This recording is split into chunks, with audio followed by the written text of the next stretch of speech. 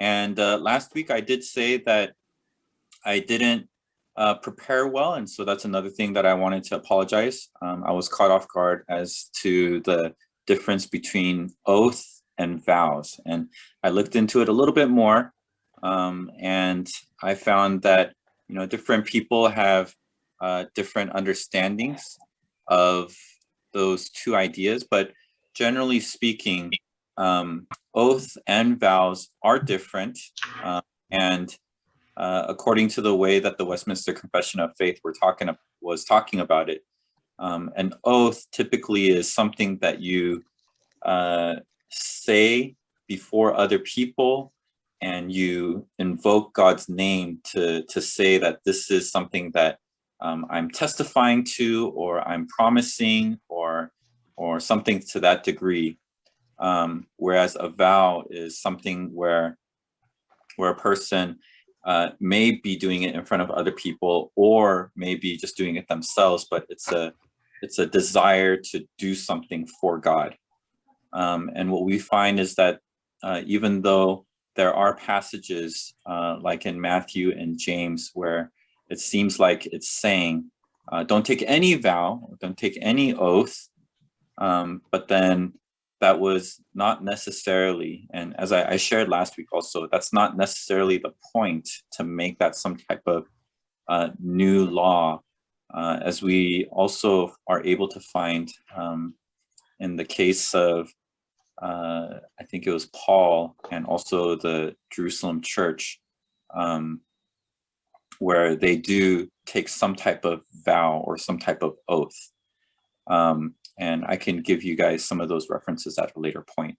And so the church did actually practice taking vows even after they learned from Jesus. And so taking vows and oaths in service at church is still a good practice. It's still an important practice. But just like Daniel was talking about last week, we want to make sure that as Jesus has taught, and even as it's talked about in James, that we want to take these vows sincerely and not just to flippantly say that we're vowing to do something, this or that. We want to do it sincerely and let your yes be yes and your no, no. And I'm like briefly skimming it over again real quick. In the first point, it says a lawful oath, and then in the fifth point, it says a promissory oath. Mm-hmm. Is this like a distinction between two different kinds, or is it just kind of wording? Yeah, so they are similar, but they did make a distinction in the confession, and so they are talking about two different things, but they are similar in nature. Yeah. So promissory oath is just the idea that I'm promising to do something. And so I was reading from somewhere, I forget exactly where, but it almost sounded like oaths were things that can be done in front of a church, or, we call it a vow, but then it's kind of like, I promise to, and maybe it falls under the category of vow, but we call it vows.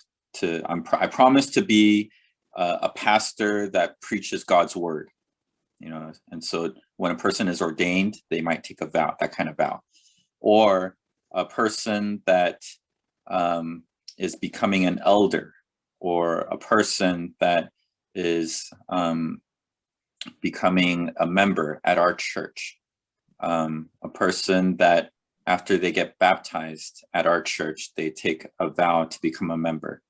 All of these are vows where they say, I promise to do this or that. But then there are also examples of like a personal vow. And a personal vow can be something equivalent to something that we practice at our church, which are commitments. Now, some people, we make commitments and we just kind of say, oh, maybe I'll try this, maybe I'll try that. But we use this word commitment to say, we're really going to try and not just flippantly make up anything, but we really want to try to keep this commitment during this week for the Lord, for myself, for my own growth, and etc. And so anyways, just wanted to do a little wrap up of that so that there's a little bit of closure to that. And if you want to discuss further about this, we can, but let's do it outside of this time. Today, we want to focus on chapter 23. All right, so today's topic, we're going to be looking at chapter 23, and we're going to be talking about our relation to the civil magistrate. And so this is going to be our relationship to like governments and those that are in power over us. Okay, so there are 4 points in this one. And so why don't we use our usual method. And I believe that our pictures are in a particular order. So we're going to follow that order. And we'll start with Alex, then Daniel, then Andrew, and then Ming. If you guys can read each point, and then afterwards we'll try to explain. So Alex, Okay. can you stop? Yeah. Okay. Chapter 23.1. God, the supreme Lord and King of all the world, has ordained civil magistrates to be under him over the people, for his own glory and the public good, and to this end has armed them with the power of the sword, for the defense and encouragement of them that are good, and for the punishment of evildoers. Number 2, it is lawful for Christians to accept and execute the office of a magistrate when called thereunto in the managing whereof, as they ought especially to maintain piety, justice, and peace according to the wholesome laws of each commonwealth. So for that end they may lawfully, now under the New Testament, wage war upon just and necessary occasion.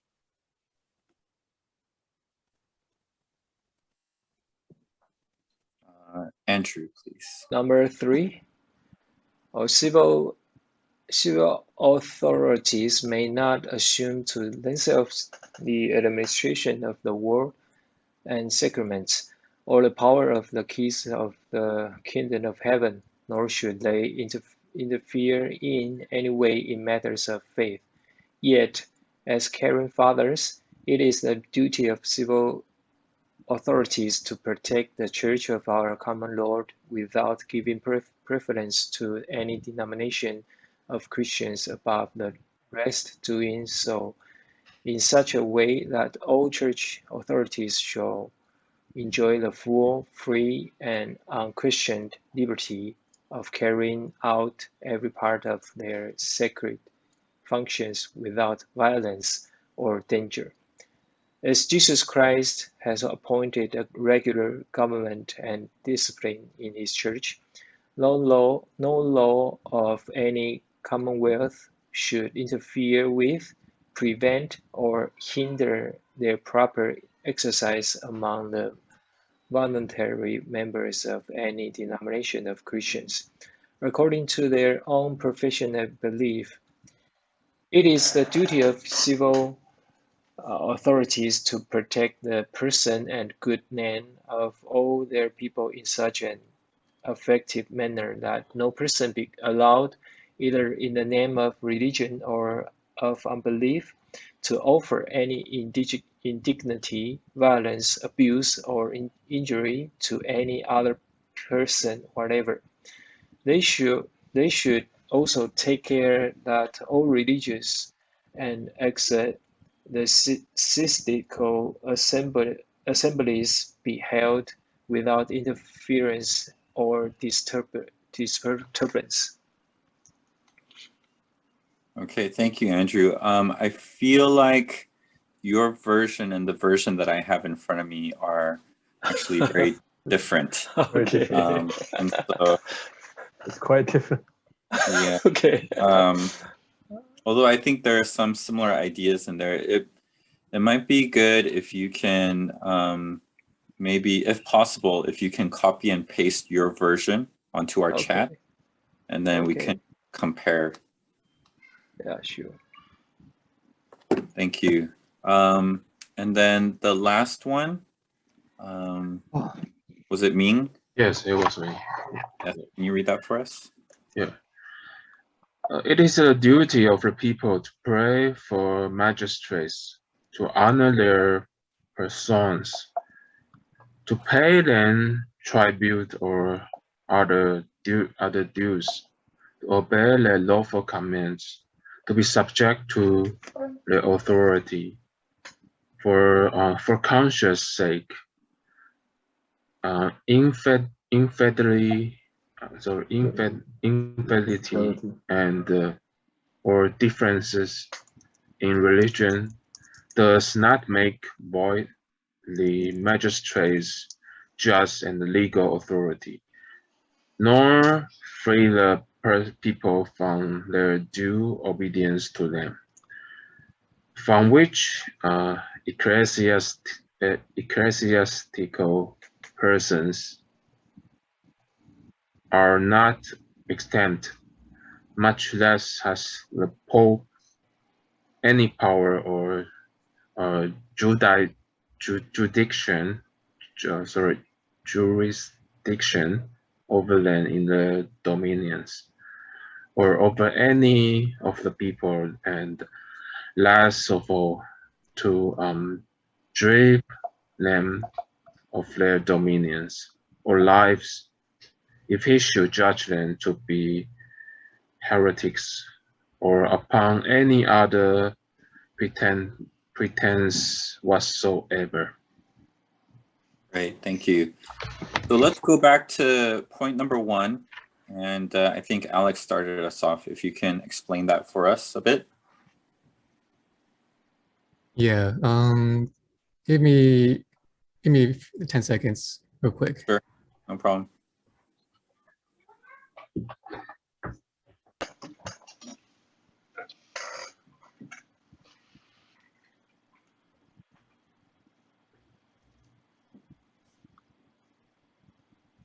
Okay, so what I think this is basically saying is God has like the highest authority, and under him, he ordained civil magistrates direct under him that has authority over people, as long as like it's for God, God's glory and the public good. And this authority, like administration of the law, can include like the power of the sword for defense and encouragement of them for that good, and punishment of evildoers. So like these kind of actions are okay under this authority as long as it's for God's glory and the public good. Okay, great. Alex, I wonder if you can, do you have the footnote underneath with the Romans 13 passage? Yes. Can you read that for us from verses 1 to 4? Okay, sure. Romans 13:1. Let every soul be subject unto the higher powers, for there is no power but of God. The power that be are ordained of God. Whosoever therefore resistant the power resists the ordainance of God. Sorry. And that they resist, and that they that resist shall receive to themselves damnation. For rulers are not a terror of to good works, but to the evil.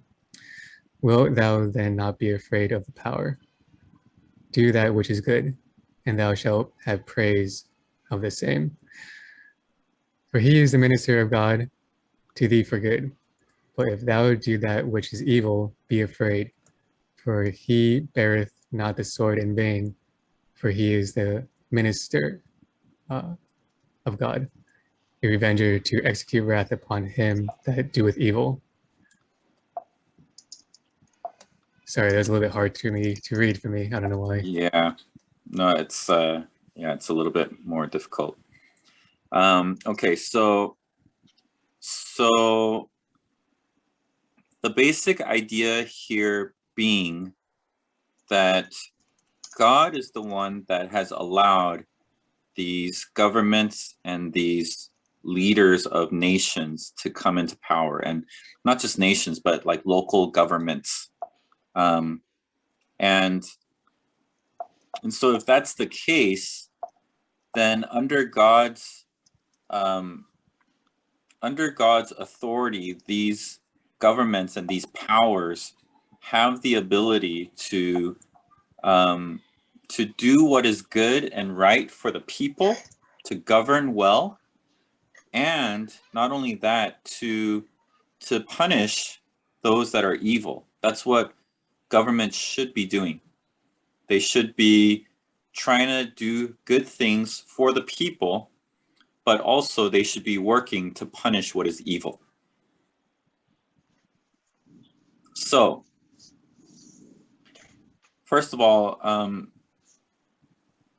let me ask this question. Do you guys feel or think that the governments around the world that you're familiar with are doing that?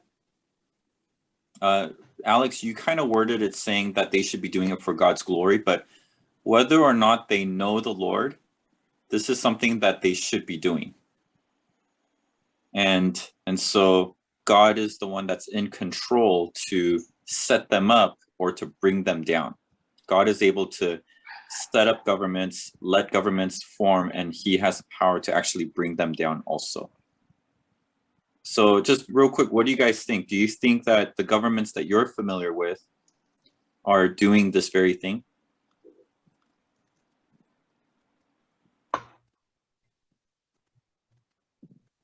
Anyone can answer.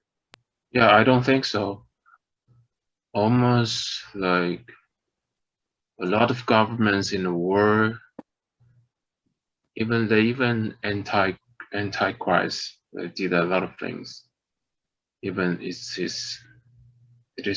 against Christianity or it's against Bible. Okay.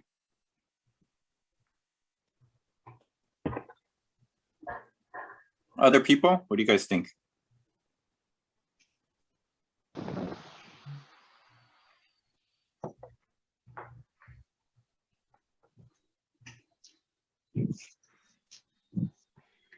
I think it's hard to see. I think from my perspective, like many times we question if their intentions are really for the public good or if it's for selfish intent. And I think that's why sometimes we see a lot of division within countries. And especially like it seems like there's also a lot of distrust for people in their own government. You know, like they don't trust that the government is truly looking out for their own good. Yeah.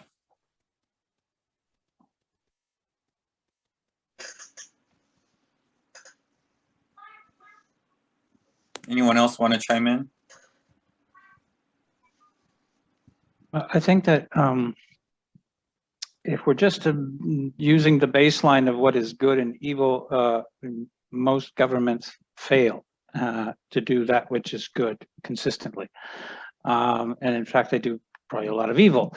But that's, I don't think, is the point of what Paul is getting to. I think what he's trying to say is that a Christian looks beyond the powers that are on earth to the only power that gave those powers the power they have. And we should be obeying God, and at times that what will happen is we'll be in disagreement with what the rulers want us to do.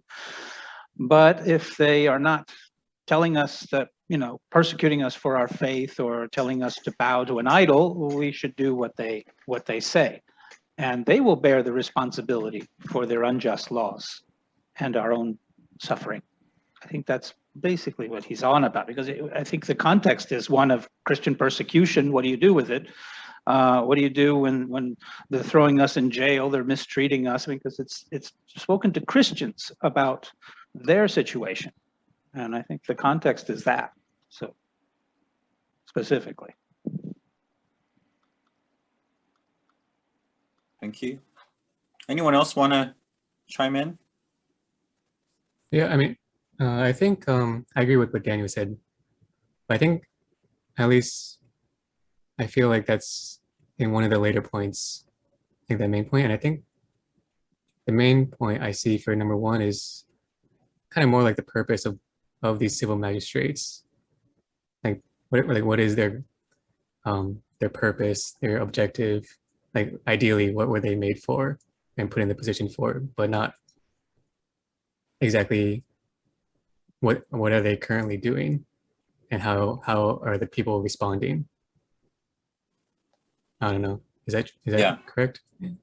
Yeah. So so point number one is just there are governments, and what governments should be doing in general, what they should be doing is that they should be working to bring what's good to the people, treating people fairly, with justice. That's what government should be doing, or at least aiming to do. And also, if there's evil in the land, then what government should be doing is that they should be dealing with the evil, and there should be punishments that are set up for anyone that is committing what is evil. Now, if we go to the Romans 13 passage, Alex, I asked you to read this because this is a really important passage, and it's not just in Romans 13, but there's also another passage that points to the same idea that comes from 1 Peter, which is both about how we're supposed to submit to the local government. We're supposed to submit to the local government because that's what God has set up. So in a way of by submitting to the local governments, we are also submitting to God, unless we find ourselves in a situation, just like Daniel talked about, unless we find ourselves in a situation where the government is directly asking us, or telling us to go against God. And so the general idea is that we should submit to them, and they're there for a purpose. Governments are actually a good thing. It's good to have governments. Now, one other question that I wanted to ask you guys, and you guys can talk about this next topic or go back to the previous topic too, but as you look at the Romans 13 passage, right? So even this is talked about in the point number one. It says, towards the end, has armed them with the power of the sword. So God has given governments the power of the sword for the defense and encouragement of them that are good, and for the punishment of evildoers. So governments should be rewarding those that are doing good and punishing those that are doing evil. So God has armed governments with the power of the sword. And it talks about that idea in Romans 13. So here's my question. My question is, should governments have the power to do I'm forgetting the word now, to kill people, executions? So this is a very, it's a very important topic, but this is a big topic for some governments. But then should the government have the power to do executions for evil? I don't know why, but I'm forgetting the right term. Are you talking about death penalty? penalty. Death penalty. Yes, that's the right term. Yes. Yeah. So, yeah, what do you guys think? Well, I was a criminal defense lawyer, so I will immediately say no, they shouldn't, because they get it wrong and they kill people who are innocent. that's happened many times, not just sometimes. But beyond that, I think that, you know, most people don't know this, but there's a difference between Europe and the United States on this very issue of the death penalty. And the difference lies not in part because the Americans were Protestant and they believed in vengeance, like we're seeing here, right? We're believing in God's vengeance, and that part of the death penalty's rationale or reason for being was you would deter the person, he would not be around, he would not hurt any more people anymore, so that person wouldn't hurt anybody, you kill them. But the other part was that there was retribution, was a goal of death penalty, to give the family who's the victim of the, you know, the family of the victim, some closure and some idea that the government had stepped in and taken a retribution upon this person, had killed the person that killed their loved one. In Europe, they don't do that because they have this, they had a different philosophy, which was a philosophy called the categorical imperative by a guy named Kant. And he basically was saying, along with the church, the Catholic Church, man cannot kill. That's God's providence, and man cannot do that. The Americans didn't think this way. The British actually didn't think this way because they had a different philosopher called who advocated with something called utilitarianism, kind of like cost-benefit analysis. And so these are the two reasons why in Europe and in the United States is different. But I happen to think that this issue of vengeance is missing also in Europe and in other parts of the world. But in the United States, it's very much alive. The idea that there's retribution is necessary, that you should kill somebody. And that comes from the good book.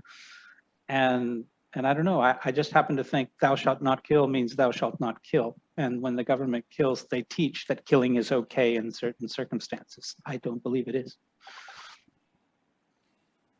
Okay. Others? Thank you, Daniel. Others? Sure. Well, this is a very controversial issue. I wouldn't explain, but my opinion is I am in favor of. Because especially, you know, what happens in Brazil. The criminals even stay in the jail, or maybe they stay for one night, and then they go out to the street, and they kill again and rape again. And then they go to the jail for 1 day, and it's released, and then again, they are killing and raping again. And they are not innocent, they are rapers and killers. So the government in Brazil, they are very, how to say, they lack of justice. And I have problem with this particular, this chapter. I'm, let's say, kind of extreme, and I don't think we should follow authorities.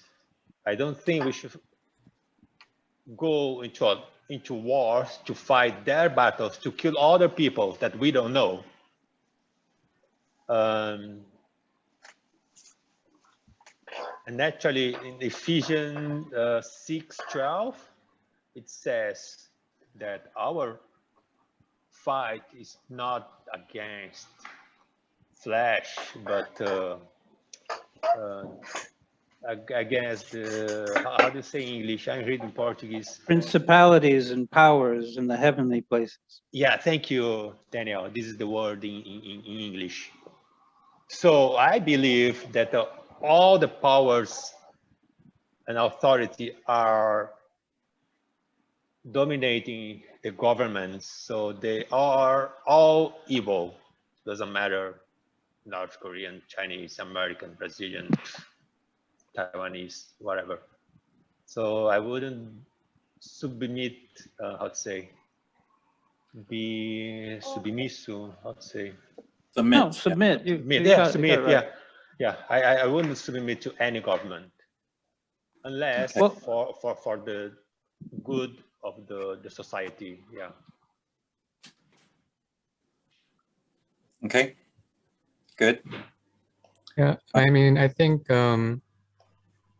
with the example that you mentioned in Brazil, I think there's a difference between death penalty and then just letting criminals go free without punishment. Like I would say, like going to jail for a day isn't really punishment. So like I think regardless of death penalty or not, I think it's just that it's more of an issue of how they handle criminals rather than a death penalty issue.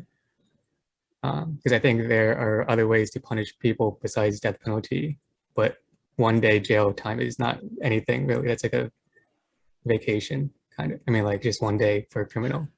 You know what I mean?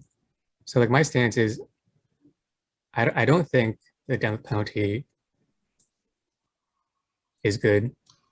And when I read this part, it says the power of the sword for defense and encouragement of them that are good, the punishment of evildoers.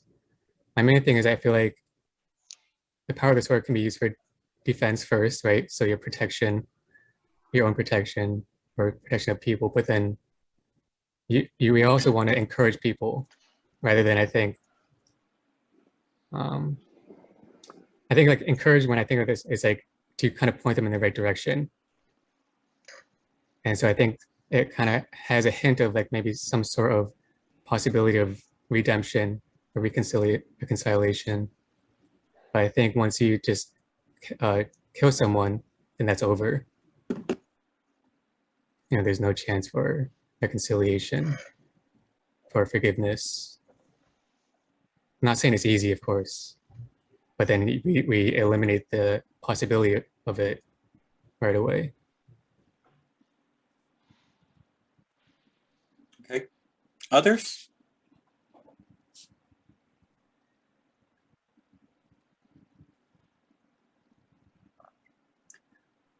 I had just a quick question for Steve, if I could. Is that all right? Yes. Can I ask Steve a question? Sure. You know, I before I was converted, I was very much a resistor of government and their evil doings. But then after I was born again and I read the Bible and I looked at it more closely, there were things that shocked me. And one of them was there's a point in Jude when Jude makes a reference to the archangel Michael, who's trying to hide the body of Moses somewhere so the devil and the people won't see where he's buried Moses, God.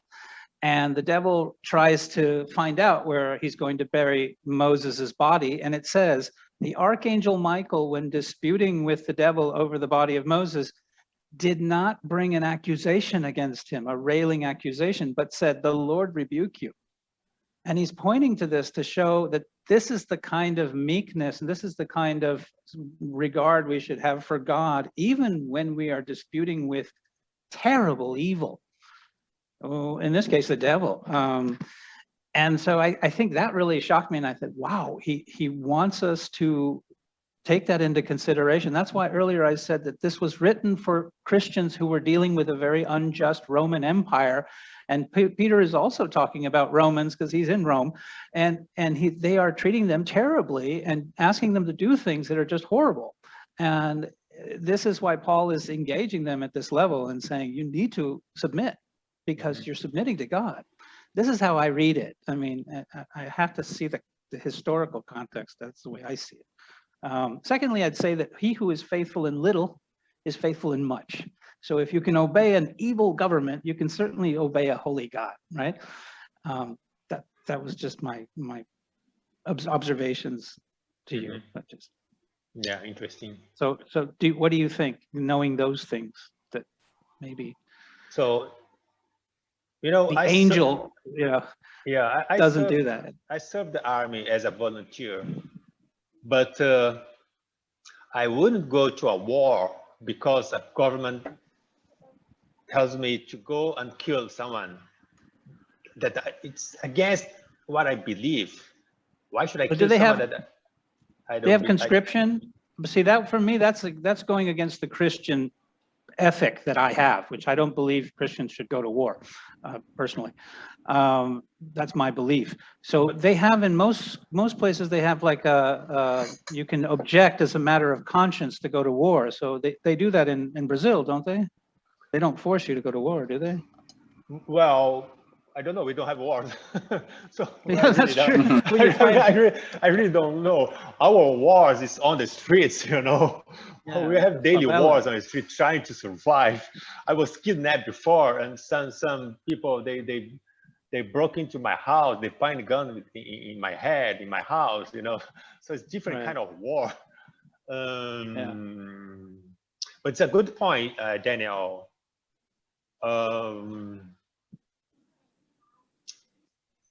The Bible also says to fight against the injustice, and well, I see many injustice in many governments, like you know, North Korea, China, or wherever, and also in Brazil.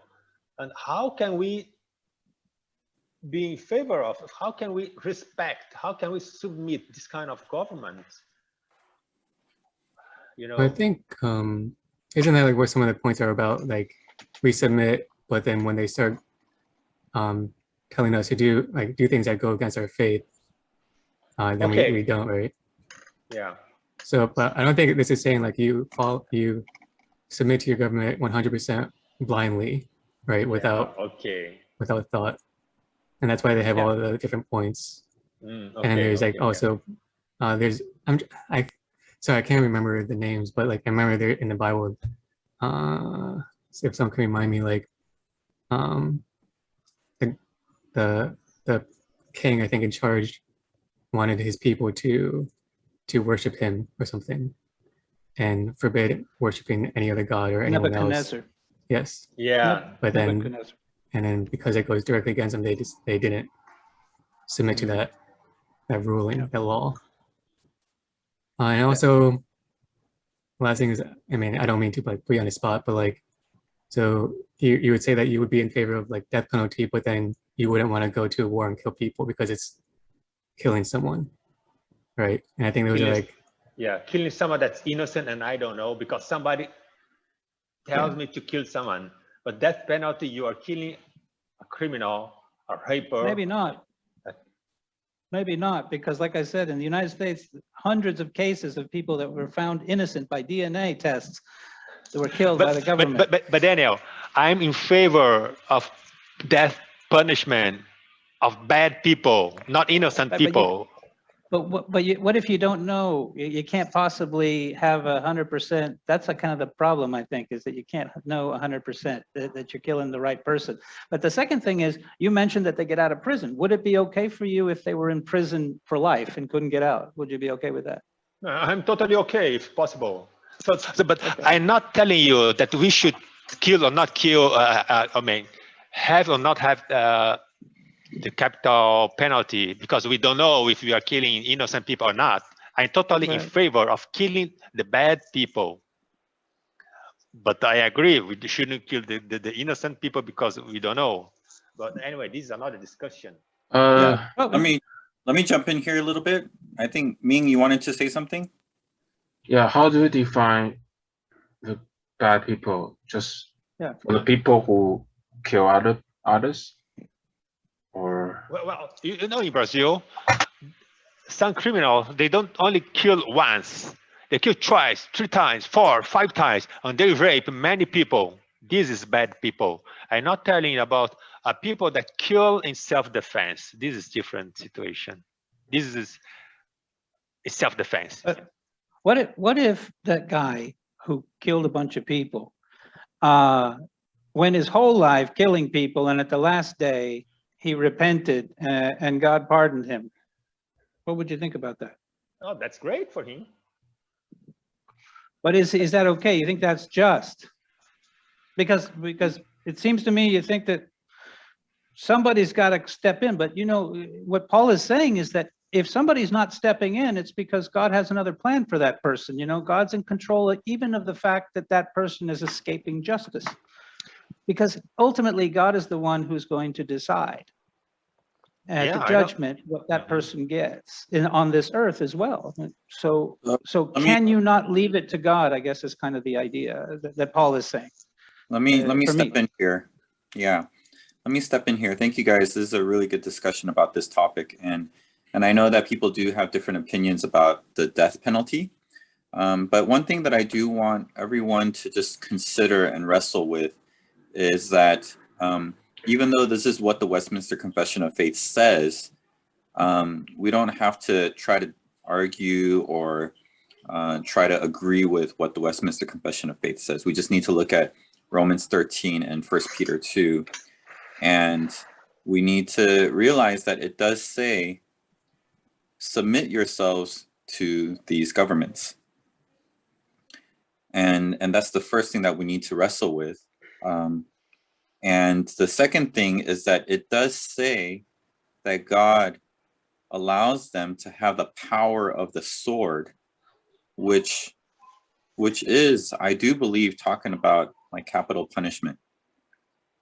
They have the power of the sword, and it's to bring about what is good and to punish those that are evil. And so that's the argument that's being talked about in Romans 13, and we need to just wrestle with that. And so I would just encourage you guys just to keep thinking about this idea. For the sake of time, why don't we continue on to number 2? So Daniel, could you explain number 2 for us? I wish I could, but I don't think I can very well.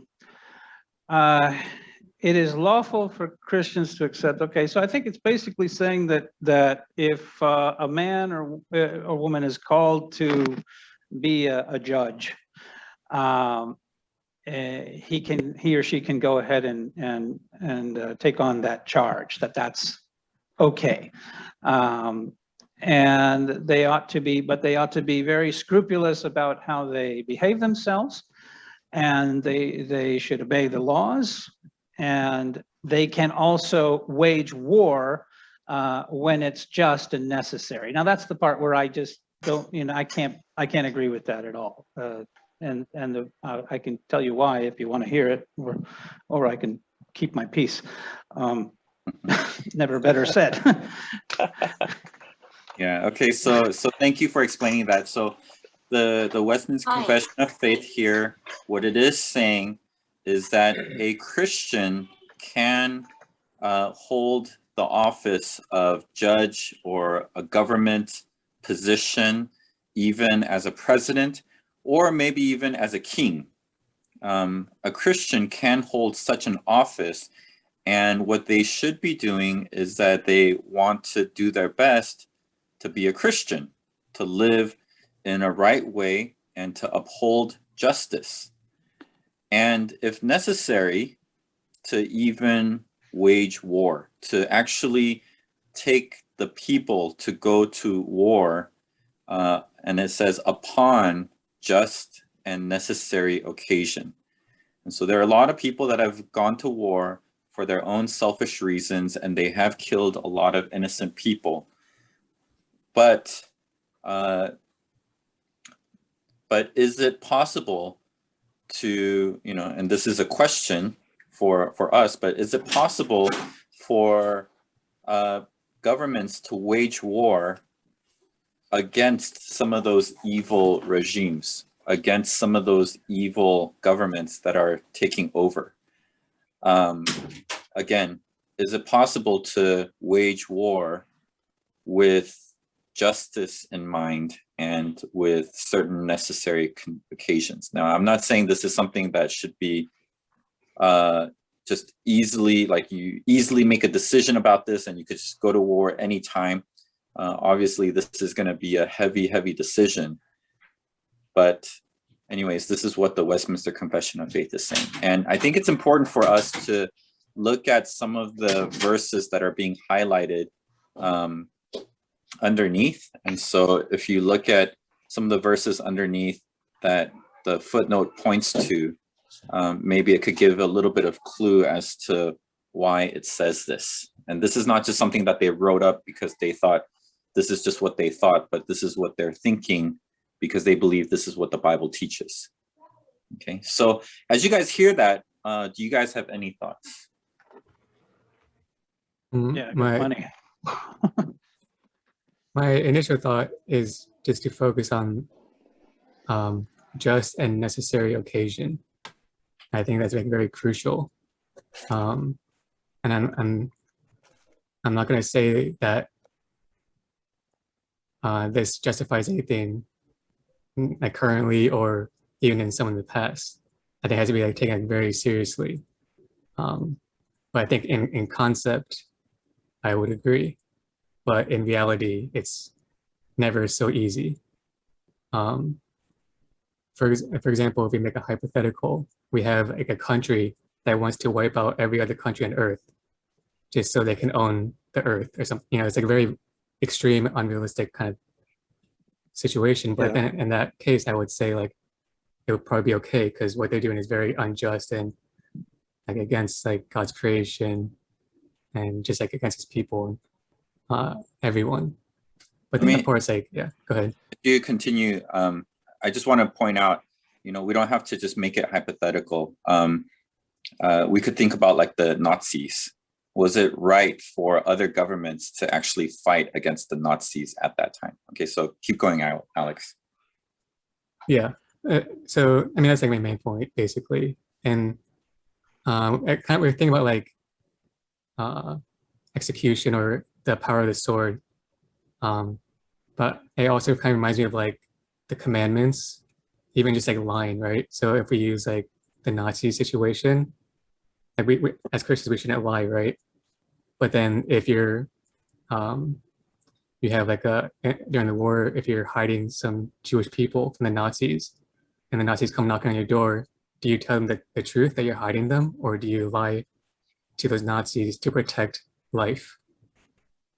And I think it's, you know, there are some like nuances, you know, in our decision making and things that we need to consider, and which option is most glorifying to God. And it's always gonna be tough, I would say. No, and atrocities are committed by people fighting supposedly just wars as well. So, I mean, the thing is, for me, it's life is not a Marvel comic book, and you don't have black and white in this world.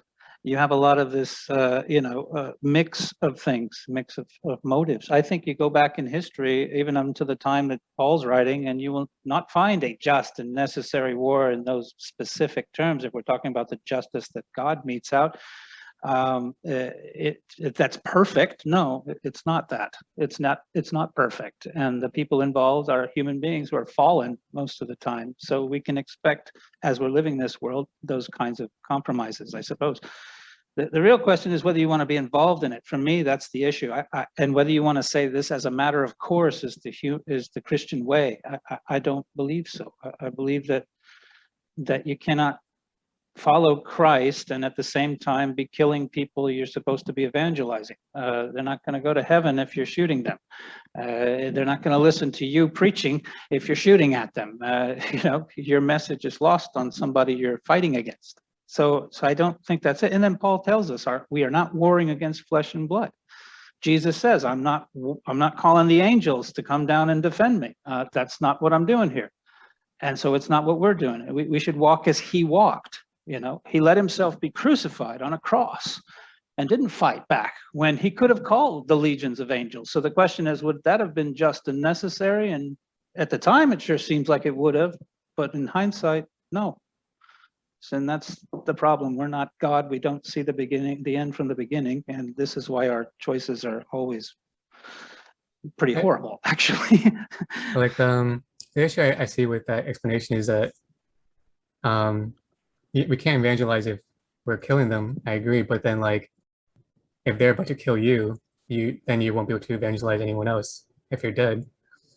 And so like a lot of times like that person's conscience will evangelize them a lot better than me with a sword or a gun. I tell you that. Well, I mean, my main point is like a lot of times we need to make decisions or actions like sometimes reactionary or as a result of something happening, not a proactive, like we wouldn't proactively before like needed go to war, I would say. I think it's, if it was a just and necessary occasion, I think it would be in reaction towards something that cannot be controlled by words or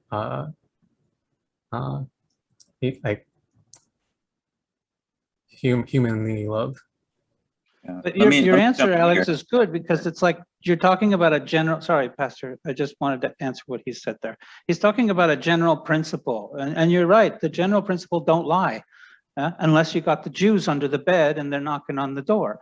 And don't fight wars for whatever reason you think it's to save life because there's no other way. Okay, maybe those are things we can talk about. But as a general matter, we live by general principles as Christians in this wicked world, and we need to not say that our general principle is to go to war whenever it suits us. Now it says just and necessary, yeah, but I think those words are a little bit, I don't know. I don't agree. Sorry, Pastor. I just wanted to answer that.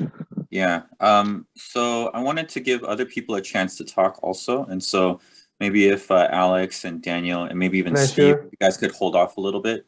Do other people have thoughts? Yeah, go ahead, Samuel. I haven't talked. Can I say something? Go for it. Okay, yeah. It is very controversial. I heard, but like what I kind of agree with. I think I agree with what Daniel said about what is good or bad country. I'm talking about the second question. Is it possible to wage the war against any countries? But since we have many Americans here, when Americans wage against war and against the countries, what they call the axis of evils. Are they really the axis of evil? We don't know. But then we kind of believe we want to give the benefit of the doubt to the Americans. We do think that those are the evil countries. But then is the government, is the leaders are evils. But look at the civilians, they're the innocent ones. So when you go wage war against, I mean, even like Afghanistan or Iraq, they're kind of innocent because they're not the superpower country. See, not like you kind of like Russia, China, and North Korea. Those are the ones that have the nuclear weapons, or I mean, not China, but I don't know, or Iran. But a country like Afghanistan or Iraq, what's the point of invading them? So again, we can be biased. Like when Americans say, "Oh, let's go wage war against, let's go Iraq." Of course, now I mean, or Afghanistan. Now after 20 years, now all of a sudden they want to get the heck out of the country, right? So I mean, but then there's still, you have the Taliban there, and what I'm saying is that what is good or bad evil? I mean, when if you're asking the Taliban as a Muslim believer, the Taliban are doing what is good. That's what, if you practice Islam, they're doing everything good. But that is so, whatever that they believe, that's their belief system. It's completely different from ours. So what I'm saying is what is good and bad. So, but I want to believe the Westminster Confession of Faith. I think we should submit ourselves to the government. If it's government like America, and I think they have all the power, they want to wage war against this country or that country. It is very controversial, but then there's only very few countries in the world like America, or that they want to do this. They are the superpower. But if you're a little country, you're not going to wage war. I mean, I don't know, but I mean, correct me if I'm wrong. But I'm sure there's little country against little country. But right now, people doesn't want war. So yeah, what I'm saying is that I do want to submit to the government, and I do believe the power of sword is referring to the capital punishment, which is the death penalty. And you have really bad judicial system like Brazil, or very corrupted. So if people live in Brazil, yeah, you gotta have as much death penalty as possible. It's not like just going to jail for one day and then you can get out. But if you have a system like the United States or good system, of course, you have the race is a big issue. But again, I'm not really what I'm saying is that you have really good judicial system and also like the really corrupted one. So country like Brazil, of course, you can have as much despotic as possible. But for some countries, yeah. Yeah, okay, thank you so much maybe I for should sharing. stop. Yeah, I think that's really great. So for the sake of time, I think we need to move on. But I think, again, this is a really good discussion. And I think that, you know, these are all things that we can continue to think about. And again, I want to just point back to the idea that these ideas that the Westminster Confession of Faith is proposing or talking about, stating, they come from their understanding of Scripture. And so, you know, there were times in the past, even in biblical times, there were times in the past that God called people to go to war using the nation of Israel to fight against the people. There were times like that. There were times that it was not good and it was not right for them to do that. But there was also times in the Bible, especially when they were going into the promised land, where God was telling them to go and conquer the people. And so these are things that we do need to think about, that, you know, God can work in that way. God can call peoples to fight against other nations. And there are these examples. And so anyways, I'm just bringing this up for us to consider. All right. Number 3, Andrew read number 3, and I'm glad that you did, because we do have different versions. And I think the difference is that I'm looking at a website right now where it talks about how there's the original wording from the Westminster Confession of Faith from, I'm trying to find 1647 maybe. And also, I think what you read, Andrew, was a revision. It was redone by the American churches. And so there is a difference in the wording. Now, I think it's good for us to just look over it. But again, for the sake of time, I hope that we can go through this a little bit more quickly. Andrew, can you help us just give us a summary of number 3 from your version? Yeah. Oh, okay.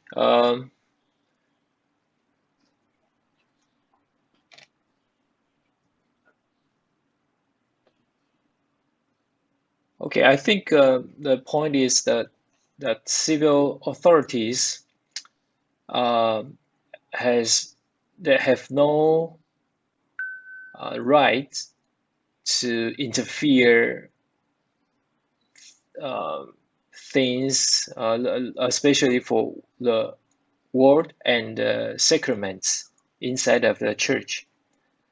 But they have the duty to protect or facilitate the move, or facilitate the work of the church, like to help to nurture, make a background or environment to support the better way, the church to do better ways. I don't know. Is that Okay, good. Yeah, thank you so much for that.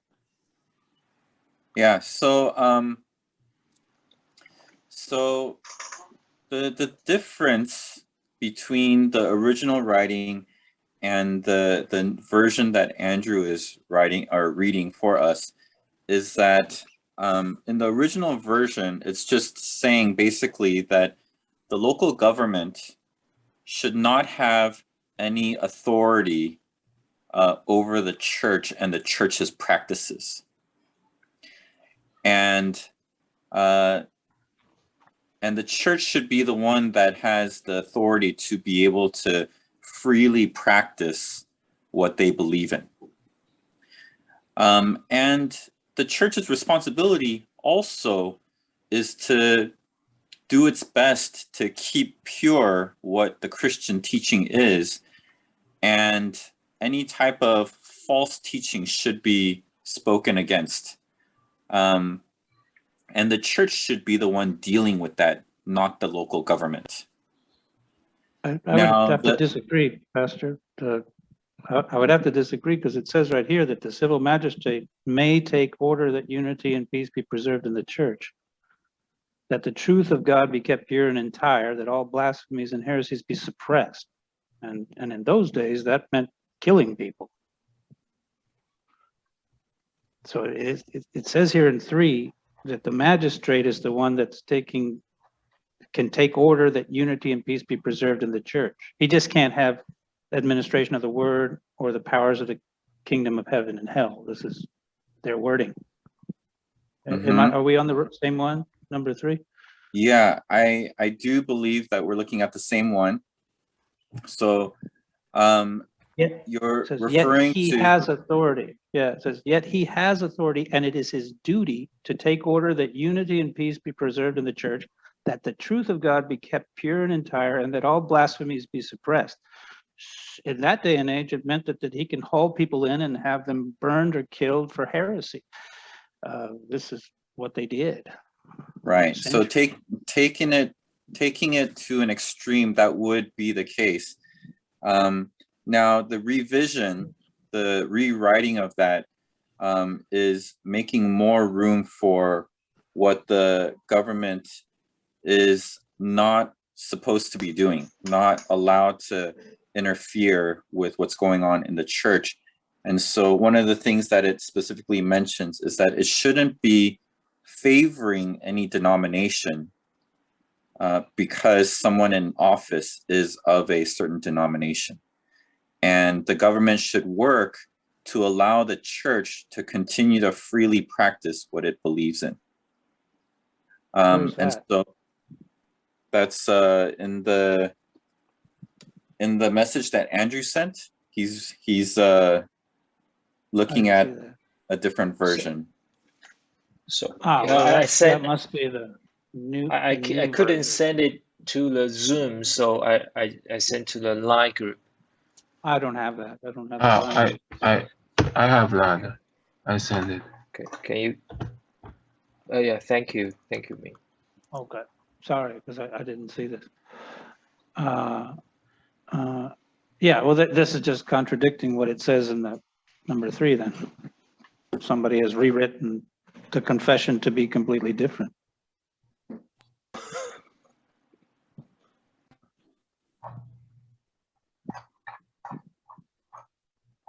So in the new version, it mentions this word, and I don't want to spend too much time on this, but it mentions the word yet as nursing fathers. Do you guys see that? Caring, here, yeah. Yeah, yet as nursing fathers. And so the thing that I want to point out is that in the 5th commandment, in the 10 commandments, the 5th commandment is honor your father and mother. Mm-hmm. Now, when we look at this command, strictly speaking, we will only think about our parents. But then the way that the Westminster divines, they understood it was that anyone that is in authority over you, even including the civil magistrates, the local governments, anyone that's in that kind of position, we should honor. And so that's why the wording here says, yet as nursing fathers. And if you look at the Westminster Shorter Catechism and the larger Catechism, it also extends the meaning of the 5th commandment to include those people that are in authority over us. And so we're not only supposed to honor our parents, but we also want to honor and pray for and submit to the local authorities. And they understood the 5th commandment to have that kind of meaning. So that's the only thing that I wanted to point out a little bit more about that. But you said the Westminster divines. This thing that we're looking at here that has been sent, it is not the Westminster divines, is it? this bit about the father. Not that I dispute that we're supposed to obey magistrates and the principle that authority figures are like akin to a parent. I don't dispute that. I'm just wondering, this thing that was sent looks like a modern thing in this century. It doesn't look like something from the divines. The divines didn't use that wording. They didn't use that.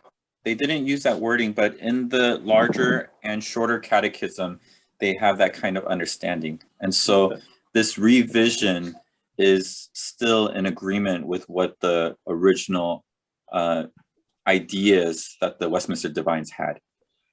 But they're taking the denominational thing out because what they're saying is Protestant denominations, because and I suppose that they mean Catholic and others too. But I think that it's just done to preserve unity in some sense and to get past those religious wars of the past. But you can't really say you're saying the same thing they're saying, because you're not. I mean, it's different. We have to admit that. Yeah, it is different, and things were carried out differently. And during the time of the Reformation, there were also sins that were committed because of such an understanding, right?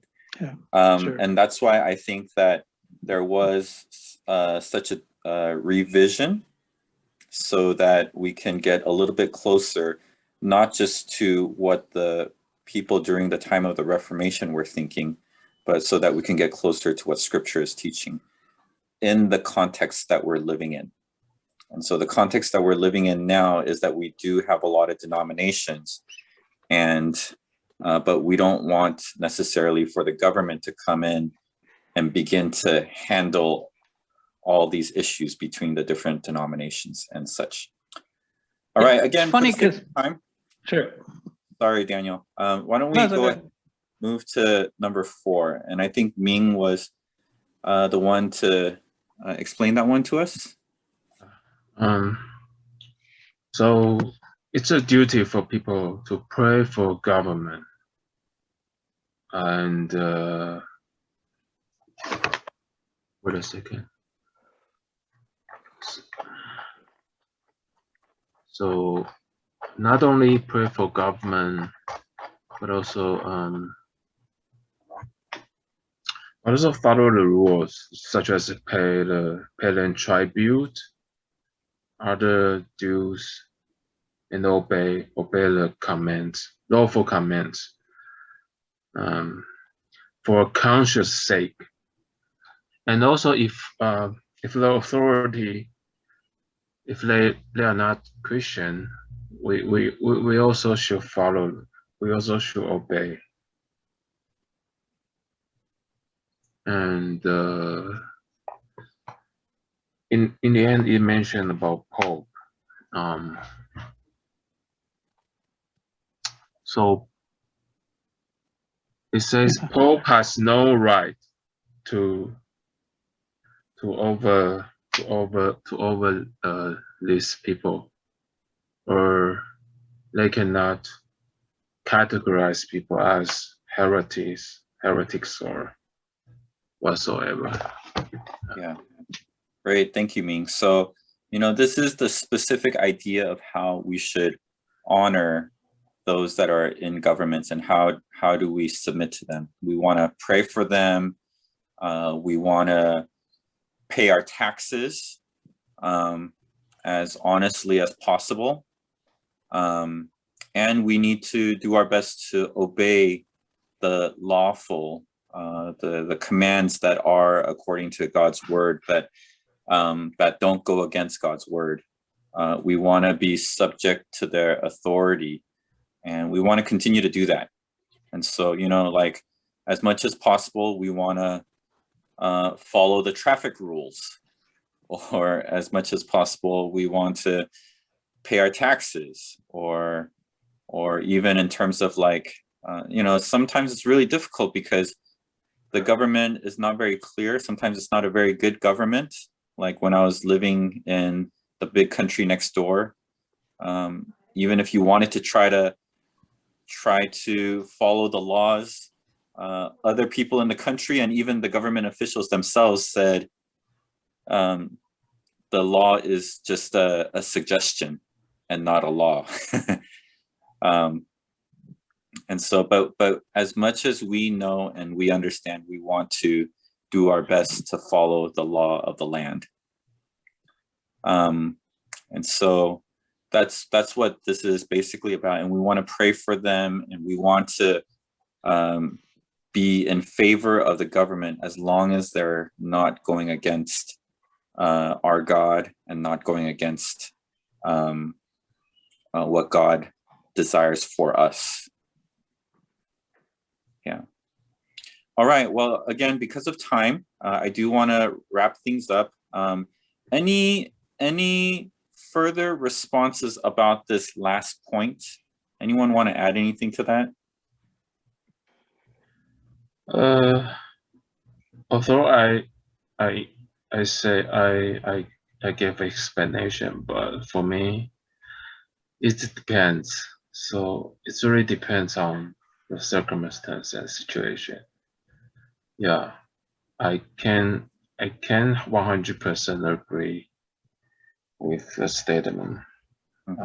So Westminster Confession of Faith. And I agree with Ming.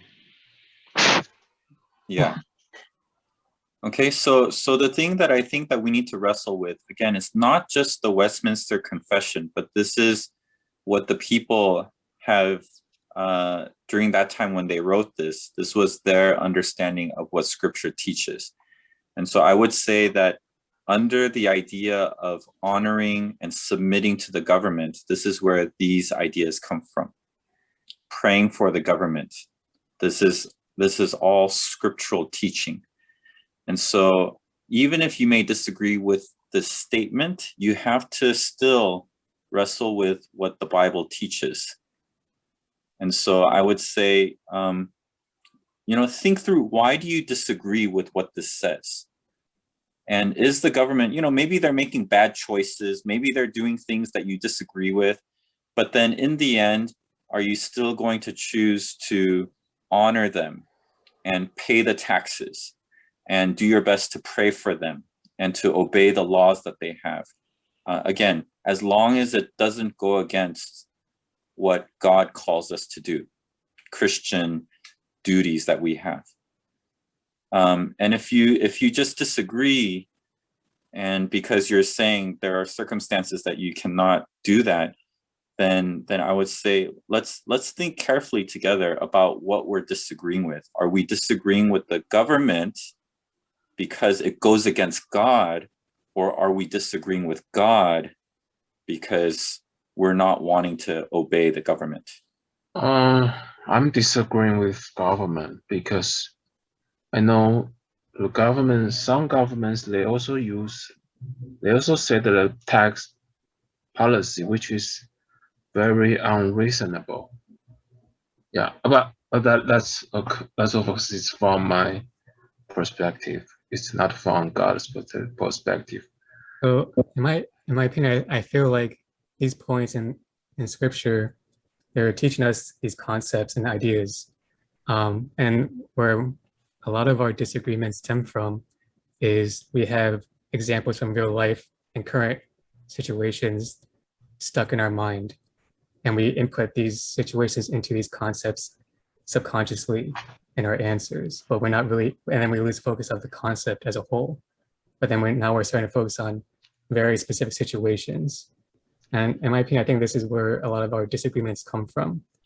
And it could be useful in the future if we took that example that people are thinking of and then apply it to these concepts and see, do they follow Scripture and or response as well? Like if this is happening, then how should we be responding according to the Bible and Scripture? Because I think these are concepts, and it mentions like just and necessary to maintain piety, justice, peace. And then we look at our examples in real life and the governments, are they truly trying to maintain piety, justice, and peace or not? And stuff like that.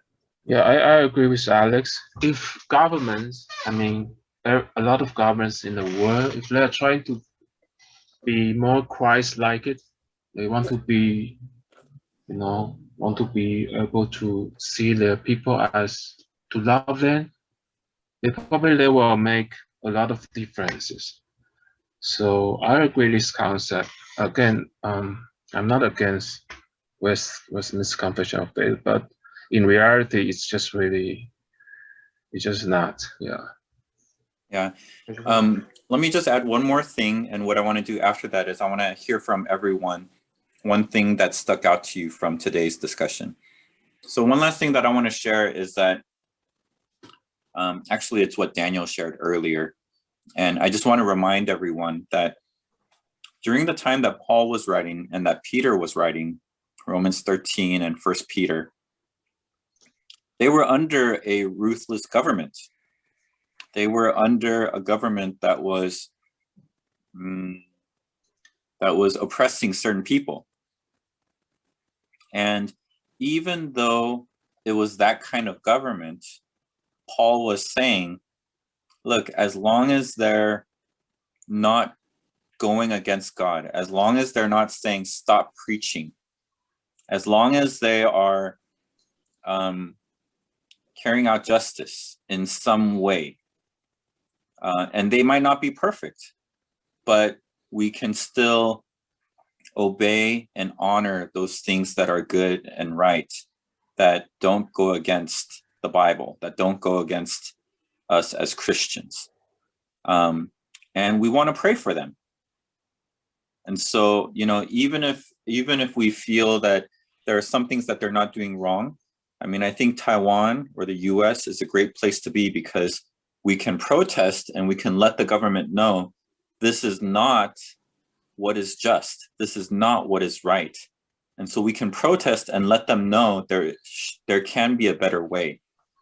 But at the same time, and that's a good thing to do, to let the government know, become a better government.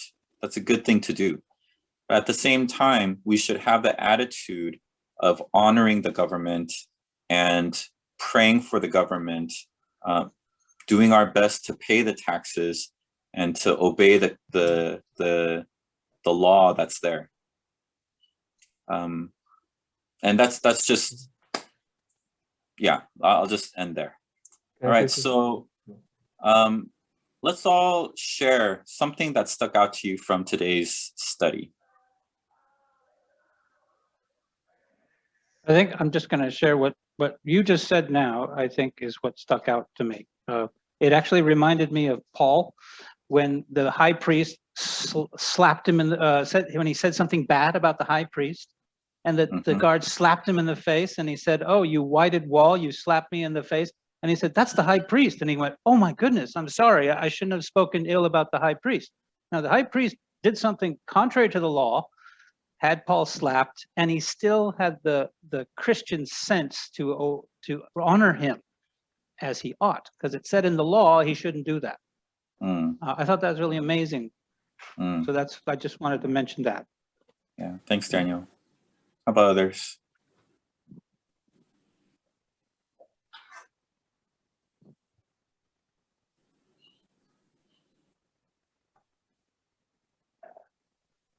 For me, is that the civil magistrates, they're ordained by God, not by us, you know. And yeah, I'll leave it at that. There's too many other things. Yeah, great. Thank you.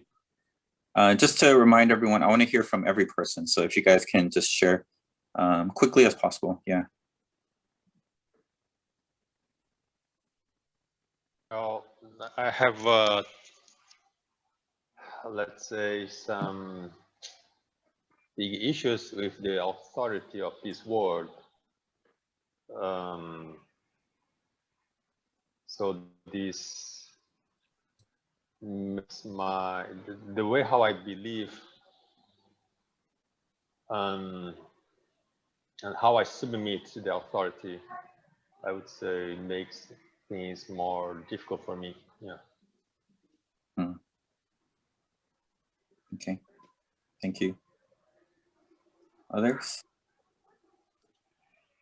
Great.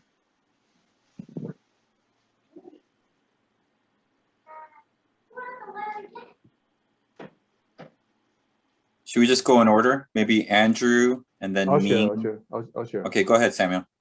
Oh, I don't have problem praying for our government. I think, yeah, because when Paul is writing this book, like you said, it's like an unjust Roman Empire. It's like what Pastor Peter said. So we're living in a completely different. So even for Paul, he's willing to submit himself to the government. So I know we want to be like social justice warriors, or I mean, I don't know whether you're left or right, whatever, but I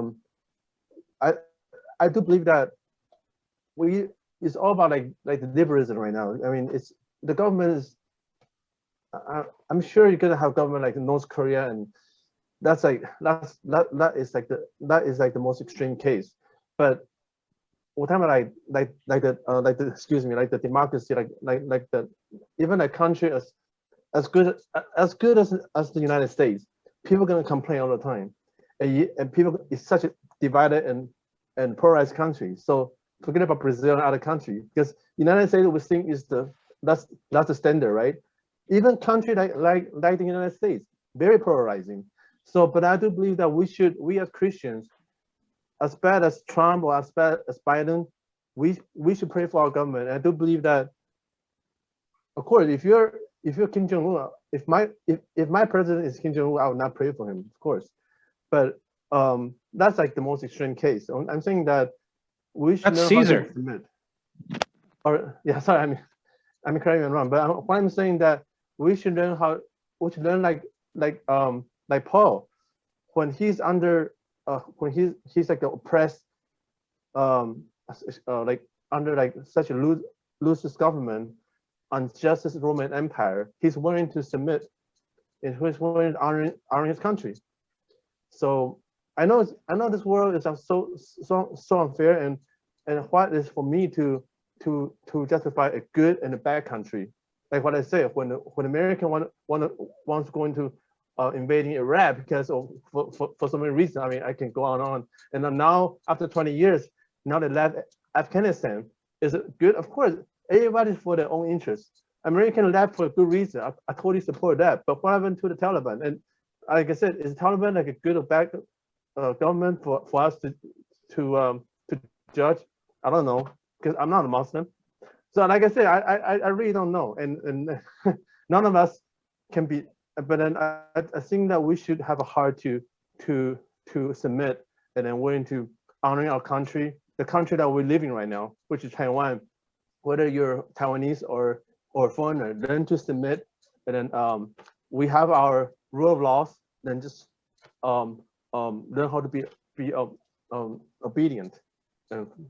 Yeah, thanks, Samuel. Okay. Yeah, thank you, Samuel. Sorry, all right, we have Andrew and Ming left to share. If you guys could share quickly, that'll be great. Okay.